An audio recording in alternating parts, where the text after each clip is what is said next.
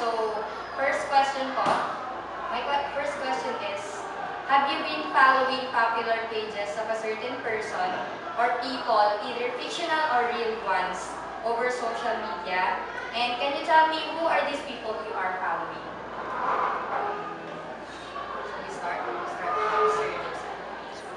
Okay, so I'm following. Can I give three? Yes. Is it the maximum? You can give more if you want. So I'm following three real ones pages on Facebook. Number one is the Hillsong community. I can I give explanation? Yes, Right? yes. Hillsong community, because as what you said, generation nowadays, or I mean youth, are now um, lacking in their faith, I mean like that. So I think I do need that page for me to be motivated. Number two is Miriam Defensor Santiago, which gives sense as what I read on her articles. And then the last one is Marcelo Santos.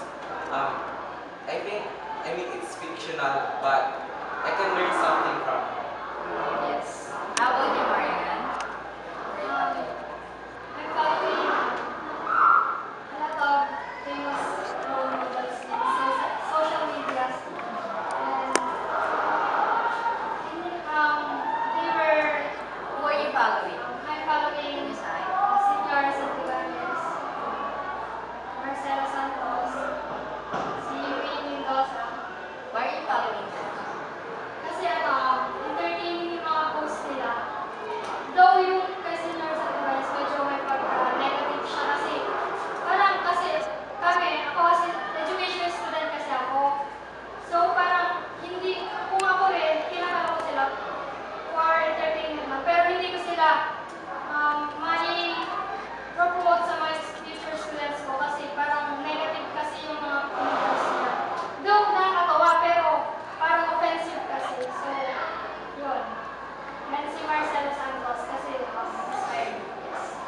Yes, I'm following individual models for examples are Miriam Defensor Santiago is the first, and Mikey Bustos, the film YouTube sensation. Then here Marcelo Santos, and lastly is Bob Ko. I'm following them because Miriam Defensor Santiago, her posts are so much have the sense, not only for them, but also what's happening in our government. The next is Marcelo Santos gives an inspirational messages. Mikey Bustos have the humor to make the youth have the knowledge about the different cultures, and then above all gives stories that I know the fictional stories. How about you, Miss? Galing. Galing.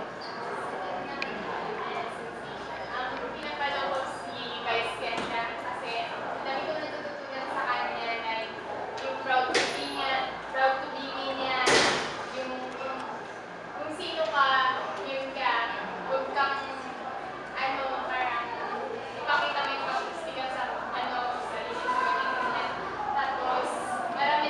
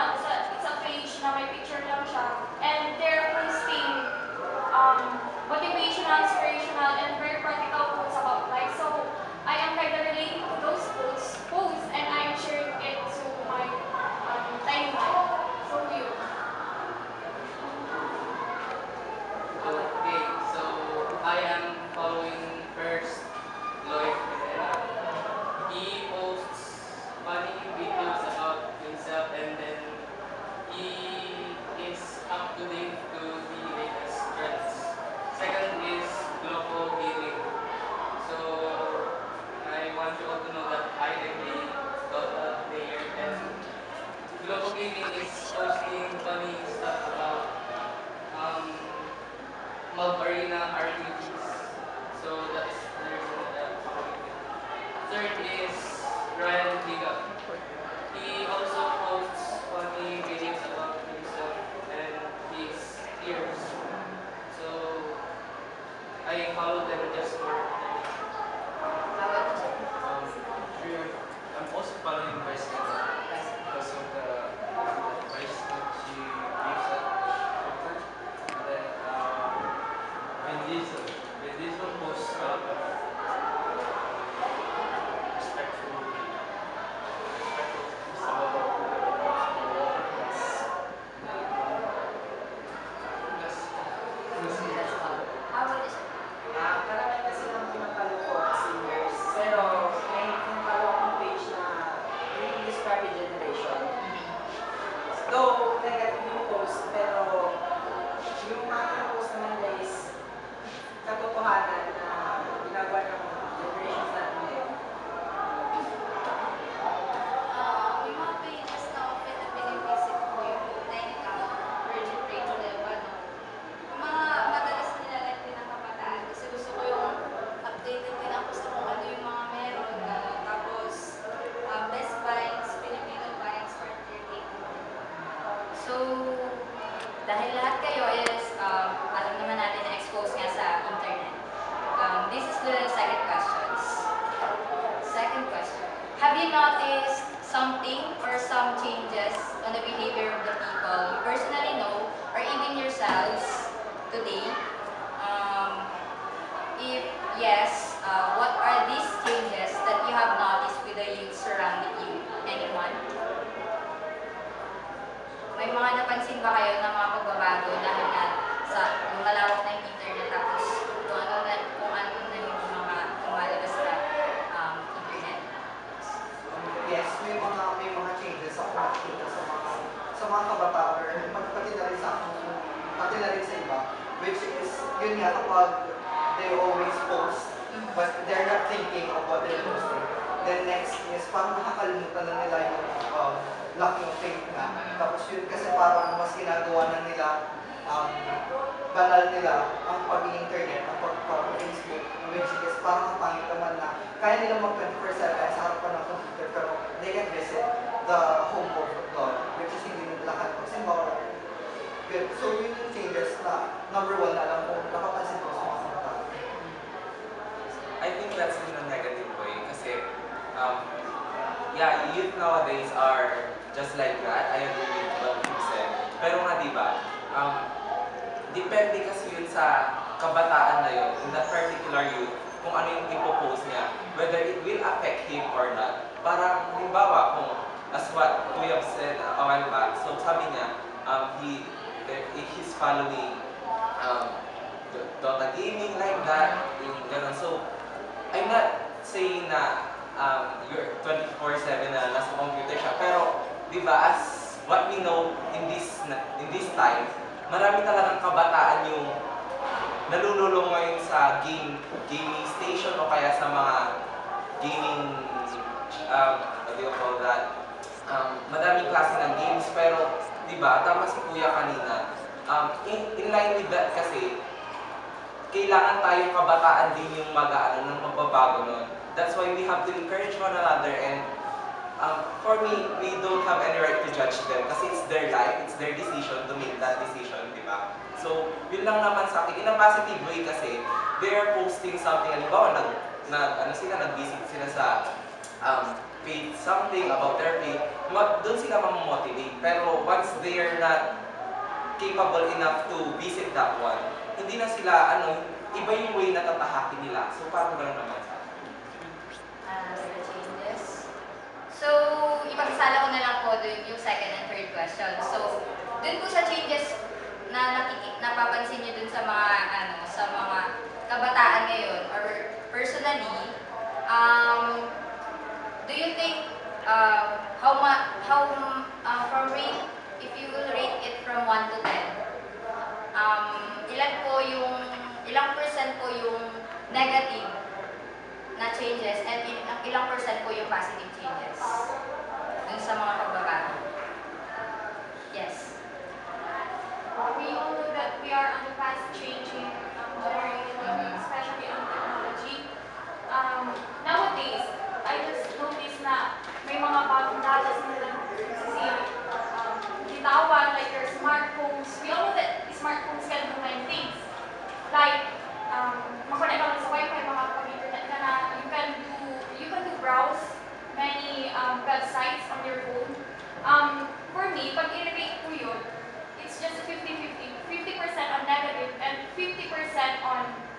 positive. Kasi sa negative, yung mga youth ay nagiging self-centered sila. Parang ang inisip na lang nila, mag-picture, ika-capture yung moment na yun, moment like that, and then selfie, gano'n.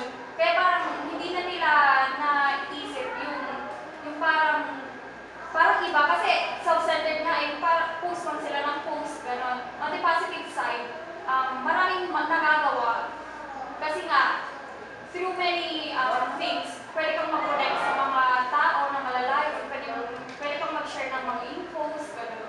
How about the internet role models? Yung influence nila. Sa tingin mo, ilang percent yung positive and ilang percent Ay, yung yung mga internet, it depends kasi sa role model na yun, ano yung mga pinupost niya. Kasi sometimes, yung mga internet role models, nagpo-post ng masyadong wide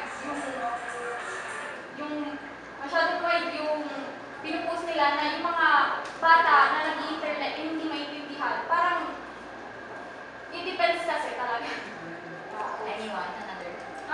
Sangayon ako kay Chehan kasi kung kumagmamari, ang pinag-follow mo negative, ibig sabihin ang ma-acquire mo yung mga negative din. So, nasa gumagamit din ng computer kung sino talaga yung pipili niya yung papano. At nasa desisyon niya yun kung i-apply niya ba yun sa buhay niya. Kasi, di ba, yung mga expressions natin ngayon, yung parang, di ba, yung mga ganun. Yung public figures, di ba, na-acquire natin yun sa internet.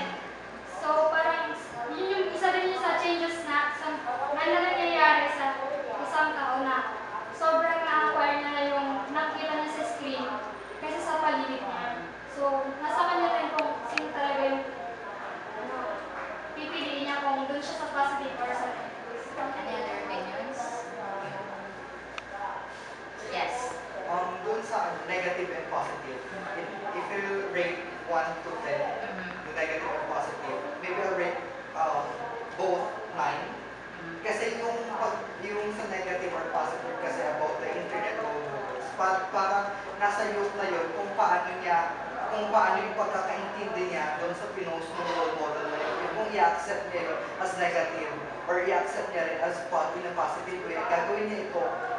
Kung maganda yung pagkakaintindi niya, gagawin niya ito in a positive way. Kung hindi niya naman masyadong naiintindihan or mali yung pagkakaintindi niya, pwede niya maki-apply niya sa That case, sasagutin ko. Okay, for the last question is, are you happy with the changes that these internet role models are giving to the youth? And why? Are you happy or are you not happy? Yes. 50 50% kasi maganda yung influence ng technology kasi nga magiging easy na rin para sa studies mo. Mag-google ka lang, copy-paste, diba? Pero yung negative naman na effect niya, most especially sa mga bata na lumalaki, hindi nila na-experience yung mga batang 90s, gano'n, na pag naglalaro, tumbang preso, gano'n, sila sabay lang iPad, laptop, gano'n, kaya. So, are you 50-50, happy ka, deny? Yes. In my case naman, it's 70-30. 70% negative or I'm not happy. Yeah, and 30% positive naman. 70% in a way na sa napapansin naman natin ngayon, in our generation nowadays, yung parang sa panahon natin ngayon, many youth are very philosophical already. Tama. Kakausapin mo sila, they are not in the right way to answer you. Diba? So, na-experience naman natin yun. Bakit nila nagagawa yun? Kasi nga dahil sa social media, dahil na-apektuhan sila, they are being affected by what they are seeing in the internet. So, ganun talaga siya. Pero we can blame them as what I said a while ago. Kasi nga, yun yung naging lifestyle nila ngayon. Tulad din sabi ni ate, if you're a 1990 kid, maayos ka pa kausapin kasi ang nilalaro mo, puro tumbang preso, puro taguan. Pero ngayon kasi kapag kinausap mo na yung kabataan, eh di wow, gano'n sila. Tapos they will answer you in such way that you would not understand kasi nga ang piloso mo parang it's very nonsense na kausap. 30% positive naman kasi minsan nagagamit din nila yung talino nila kasi nga nagagamit nila yung talino nila in a way na i-defend nila kung mali yung nabasa nila o kaya they will agree on that. So, i-share din nila yung kung nagustuhan nila or not. So, that's it for me. How about you? Are you happy or not? 50-50. 50-50. 50% negative kasi pag dun sa amin, yung mga bata, pag nakausap ko, napaka-sarcastic nila. And ilos ko na rin. Nagagalit kasi nandun si Vice. Sa positive naman, yun nga. Sige, kuya. 50% positive. Positive. 50% positive kasi technology is memories, pwede mo na i-save yung happy memories, ganun. Or gaya dun sa bahay namin, nanonood kasi akong movies na hindi family bonding na namin yun. Kaya mas nagiging close kami. Sa akin, Are you happy or not? 90% happy. Hindi. Kasi 12% siya rin na kasi yung tinitirahan natin. So, kailangan makidwell na rin tayo sa changes talaga na ang technology nag-improve.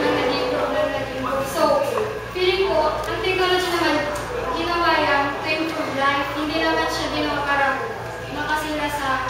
Hindi naman ang mindset naman ng mga gumagawa ng mga applications, mga gadgets. For to improve life, hindi naman to destroy life. So, 90% happy ako kasi dahil doon. So, feeling ko hindi masyado as 90s kids siguro, ang paningin nila negative kasi hindi nila naabutan yung time na yun. Ay hindi sila lumaki sa time na ngayon. Lumaki sila sa time na hindi ko masyado yung ibang technology na living sa pa sila sa tangible na laruan na tumbang preso mga gano'n. So, 90% happy ako. Kasi, yun. Basta, ewan ko, naniniwala naman, point of view ko lang, naniniwala ko sa ako ng technology. To improve life talaga, kaya siya gano'n. So, yun.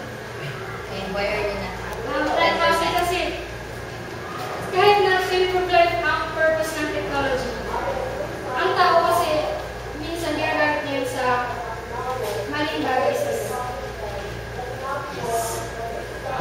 For me, it's 70-30 left is that 70% negative and 30% positive. 70% negative because some of the kids today are spoiled and disrespectful. Just like my friend, he was playing League of Legends and then her mom is calling him. And she just said, "Wait lang, naglalaro ko." Like that. So he's just disrespectful of his mother. And then 30% positive because just like me, I'm a League of Legends player. So I play League of Legends to lose stress, so that I can be happy with that. I can bonding with my friends. 100% happy po. Kasi po, gaya pong sabi niya, inalit ko yung cases na Uniper. Gano'n na rin po kami mag-banding po. Nakadepende na po kasi sa takyan kung paano niyo po gagamitin tsaka paano i-apply sa akin. Sa akin po is 70-30 po katulad po sa kanila. Kasi Dota player po, marami po akong nakikita na aalit po sa Dota. Kasi parang natala po yung mga kaibigan ko. Na-feel po nila yung mga ibang subjects sila dahil lang po sa Dota. And minsan po sa mga exams, hindi na po sila pumapasok para lang yung mga paglaro. Parang na-affect po yung buhay po nila dahil lang po dun sa laro na yun. Tapos isa pa po, karamihan po sa mga Dota players, mga pansin niyo po is gumagamit ng mga curse words kapag naglalaro. Kaya nakaka-affect din po yun. Yung 30% po, kasi yung mga role models po minsan, kapag nag-post po sila ng tungkol sa mga laro po, is parang nalilesen po nila yung mga naglalaro. Kasi imbis na maglaro po, manood na lang po sila para lang po ma-entertain po yung sarili at hindi lang po para hindi po makita yung kinabukasan po nila, social network. Ako, sakto lang. Kasi mas tao na rin yan. Aware na rin sila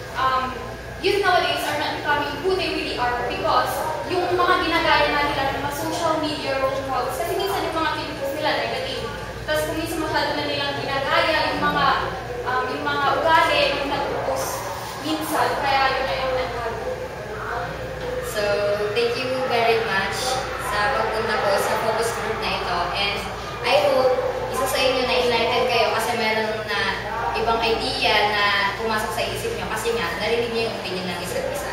So, thank you very much and good afternoon.